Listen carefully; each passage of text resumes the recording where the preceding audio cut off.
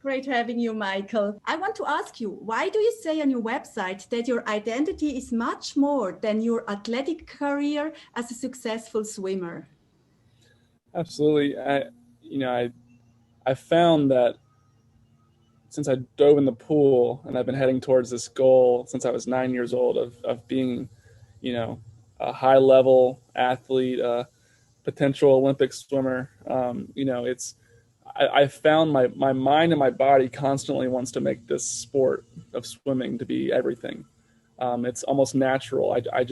I want to be Michael Chadwick, the swimmer. I want to be, everything I do is centered around swimming. Swimming brought me to, where I went to college. It brought me to where I met my wife. It brought me to now where I have a 4-month-old son. Swimming has pretty much guided my life. And, the amazing thing about it is so much of my life wants to be swimming. It wants to be that. And every time I sit down and I think, do I want my life to be just swimming? I take a step back and I say, no, I don't.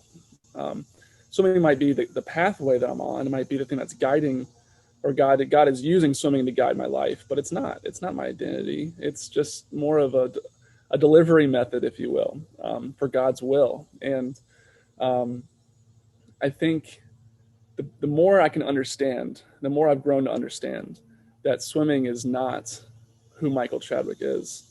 I've been able to walk with a better foundation. The amazing thing about life is we have so many things that make us who we are.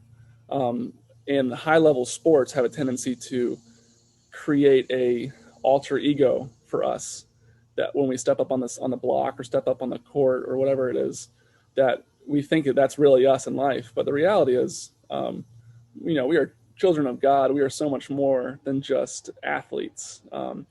And I think that the better I've been able to understand that, the better I've been able to deal with disappointment.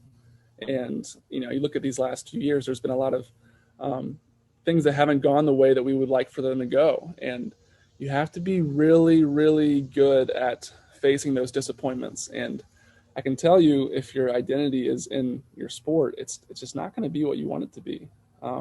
If my identity was in swimming, I would have had a really hard time this past year trying to separate Michael Chadwick from the athlete.